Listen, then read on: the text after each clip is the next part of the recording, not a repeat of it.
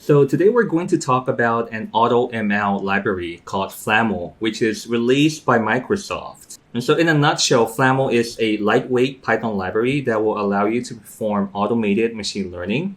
And so in just a few lines of code, you could build some pretty amazing machine learning models.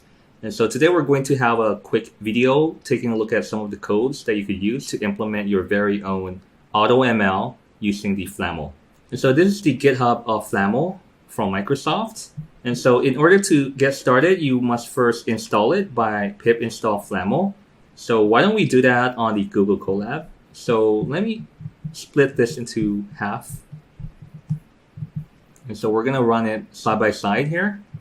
So let me document this Jupyter Notebook. So FLAML tutorial. And so let's install it. Install FLAML. And then we'll do pip install FLAML. Oh, but then when we're using it in a Jupyter Notebook, so we should do this one as well.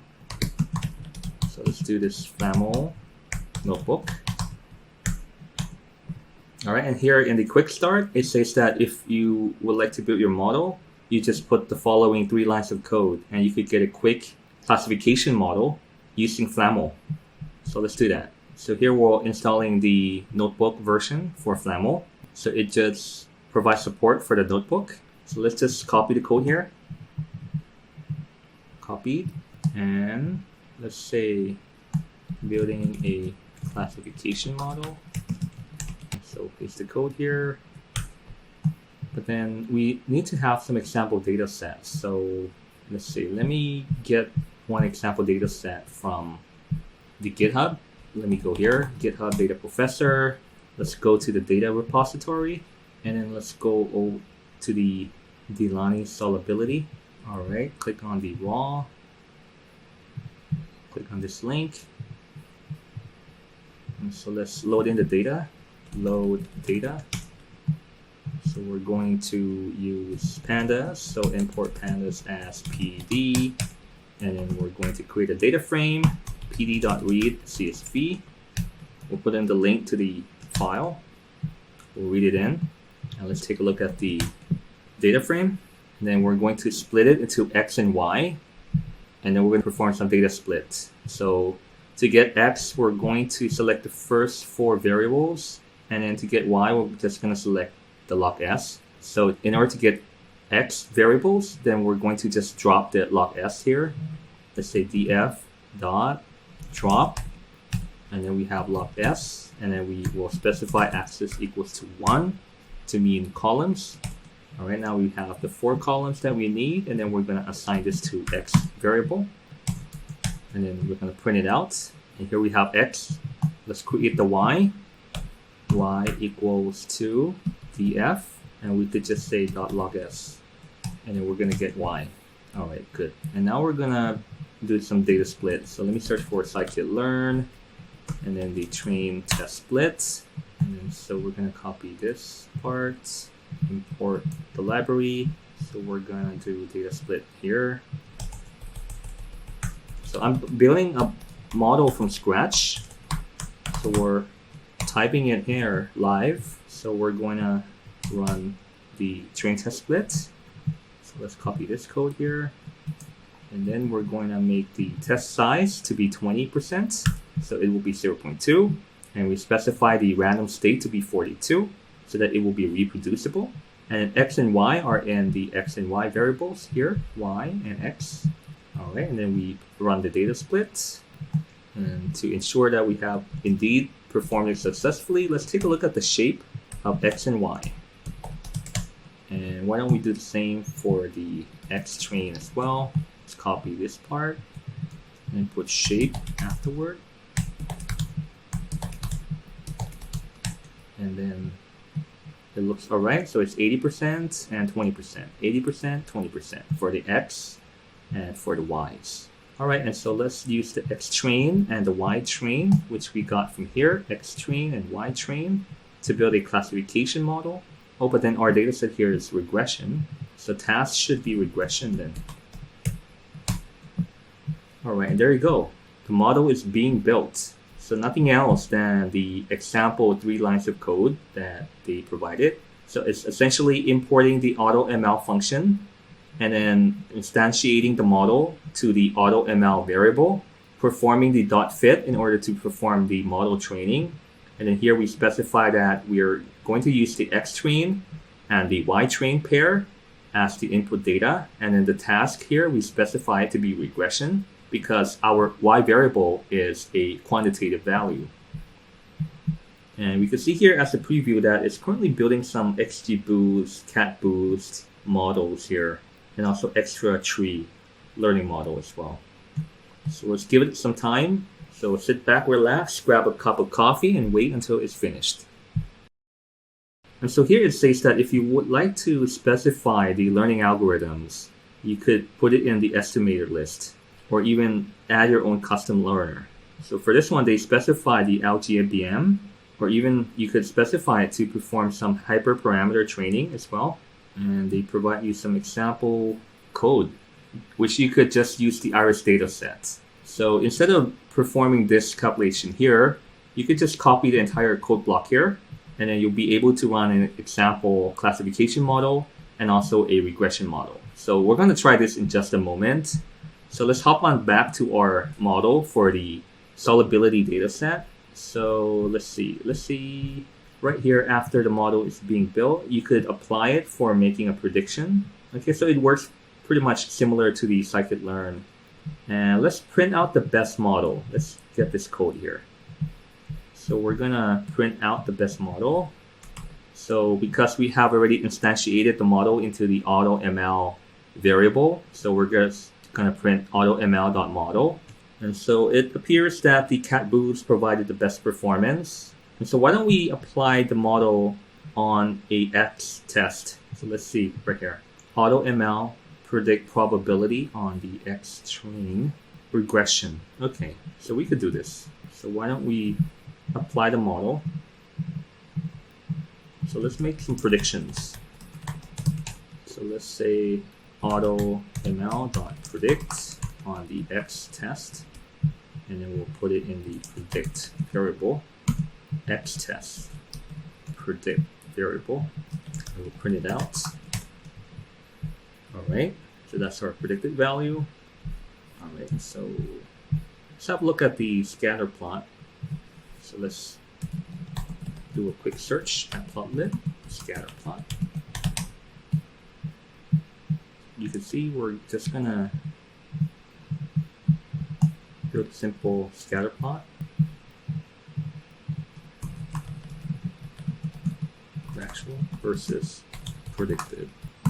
Log S, PLT, scatter, and we're going to use the X, the Y test, and the Y test. The predict, yeah, okay, it should be Y. And we have Y test predict. All right, and there you go. We have the scatter plot. But better yet, let's have a look at the sample code that we have previously used. Search for prior code because we have already stylized some of the scatter plot and regression. Okay, so pretty basic plots. Let's see, solubility code, solubility. Let's go to the repo. I think it's here in the what app? Yeah, let's do that. The Jupyter notebook here. Okay, right here. So we could just, copy the code here, and we could just change the data inside. So on the x-axis, we're going to use y-test, and then here we're going to use y-test pred. So x-axis is the experimental value, and y-axis is the predicted value. Let's run it. Not defined. Y-test. Oh, okay, so it's predicted, right? Predict. All right, there you go. Same plot, but then we stylized it a bit in the matplotlib. And so this is the predicted value from CatBoost algorithm, and the model looks pretty good here. And let's compute the Matthews correlation coefficients. Let me search for scikit-learn, Matthews. And so let's just copy it here. Model performance. So we're gonna compute the MCC. And then here, this is y test. And we have y test predict. And then we'll say MCC y test. Oh, okay, I'm sorry. It's Matthews, not Matthews. It should be R squared. Sorry. Math and then scikit-learn. It's the R2 score. So it's R2 score and then R2 score. And then we just say R2. And then we type it in again to print out the value. And if we would like to make it a round number, we just say round and then 3 decimal points. So right here we got 0.885 for the R square. All right, and so let's try out another example. Let's have a look at the basic classification example here. Let's copy that. So let me document the Jupyter notebook here. So this is the classification example. So we'll make it bold, we'll make it heading 1, and this is the example. Such fun. Okay, so there's no log file. We'll just take it out.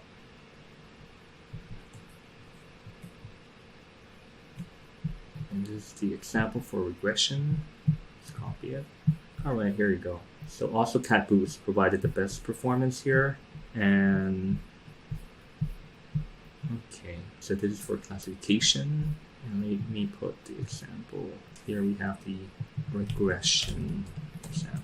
So regression is similar to the above solubility, which is also a regression example. So we just, comment it out first, and then we could probably create the file later if we would like to log it. And so as mentioned here, we could calculate the MCC value, take here. So you could mix and match and use the predicted value from the AutoML of the FLAML, and then you could then treat it kind of like how you would when you use scikit-learn. And then for the predicted results, you could use the scikit-learn packages to compute other model performance metrics, such as the R2 score or the Matthews correlation coefficient. So here we're going to compute the MCC. So let's see, what is so it's Y train. Okay, so let's say that we use it to predict AutoML dot predict proba. Okay, so let's see that we assign this to Y. No, we just take the print out. We'll say Y test and then predict equals to and then X test as the input. All right, so actually, why don't we just, comment, let me undo it. I'll just comment this part out because I don't want to have to retrain the model again. And then we're going to generate the predicted value right here. Y test predict, and then we're going to apply the model AutoML.predict proba to X test. But actually, we don't need to predict the probability. We just make the prediction. Okay, probably is the data. Okay, so we'll just predict the proba, and then let's print it out. Oh, okay, we don't have X test here. We only have train. All right, okay. So let's just use X train. So in the example, they didn't do any data split. Train, take a proba. So it's Y train. It doesn't look like the iris data set here. X train, Y train. Oh, okay, I have to rerun it because it's probably coming from the Boston data set. All right, and then let's run it again. Okay, now I got the probability. And I'll just put the probability that I got here directly into the data label in order to see which of the classes they are, because number 1, number 0, number 2, they each represent a different color. They each represent a different flower species in the iris data set. So we have load iris, right? Load iris. So it's here in the see, in the feature names, right here, target names. Let me find it. Target names. It's in the target names. Okay. I'll call it feature names. And then let's see. If I say feature names and I put in 0, it would be setosa. Let me do it for 3 of them. And if I do 0, 1, 2, I'll get the 3 different flower species, setosa, versicolor, and virginica.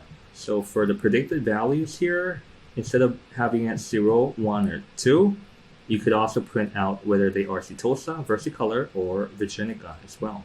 Okay, so 0 here would be setosa, 1 here would be versicolor, and virginica would be 2. So you can see here that some of them are mispredicted, right? So instead of being 2, it's predicted to be 1. And instead of being either 0 or 1, it's predicted to be 2. So there are some misclassifications here. So let's see what is the performance. Y-train and Y-train pred. Y-train predicts. Let's see. Let's just call it MCC Y-train predict. And we're going to print it out. All right, so MCC value here is 0.93. So we could also print it out, put in the round function. We can make it 4 this time. And then we get 4 digits here, 9316. And let's have a look at the regression example for the Boston housing data set from FLAML here. And so you could pretty much reuse the code that I've shown you right here, okay? So why don't I copy this part here? Make prediction, right? Predict. Did we do any data split? No, we only have X train and Y train. So we say X train here. So this becomes Y train, and we'll copy the R2 score from above. Oh, the wrong code. Something wrong with the keyboard. Let me do it again. Edit, copy, scroll down. Oh, it's not working. Let me try again. Right here. Oh, it is correct, but I mislabeled it. R2. Okay, R2. And it is train.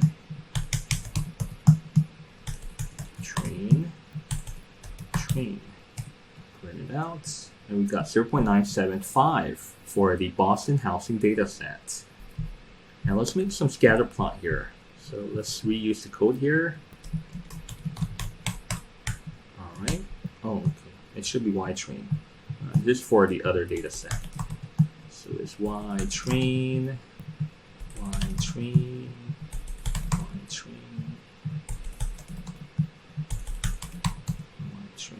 Okay, we're good. Y train. And so this is for the Boston housing data set. And so you could also pick another color here. And my favorite website to get some HTML color is this one, HTML color codes. So you could select another color of your choice. Okay, let's just use this color then. Oh, just put the color code here, and it becomes, oh, that's for the line. Let's put it here, and it becomes pink. We could even make the line like black color. No, it's actually FFF is white. 0, 0, 0, 0. So we have black color, or we could have it more gray. So let's go with C. Okay. Or you could try, selecting a color hue from here. Let's say have like a grayish color, like this one, right here. Paste it here. All right. Make it, a bit lighter. All right, there you go.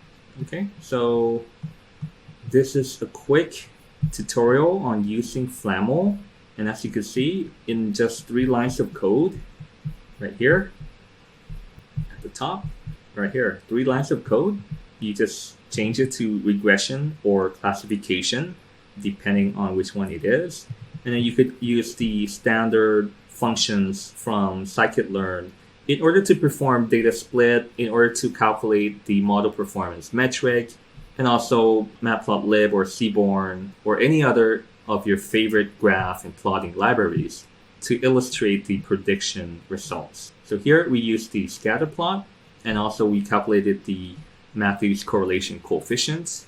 And as you can see, this is not a pre-recorded video, so everything is done live. And so I've just, split the screen, look at the documentation, and just implement it directly into the Google Colab. And so you can see here how easy it is to use AutoML from the FLAML library to quickly implement a regression or a classification model from scratch on the Google Colab. And so if you're finding value in this video, please give it a like, subscribe if you haven't already, and also make sure to hit on the notification bell so that you will be notified of the next video. And as always, the best way to learn data science is to do data science. And please enjoy the journey.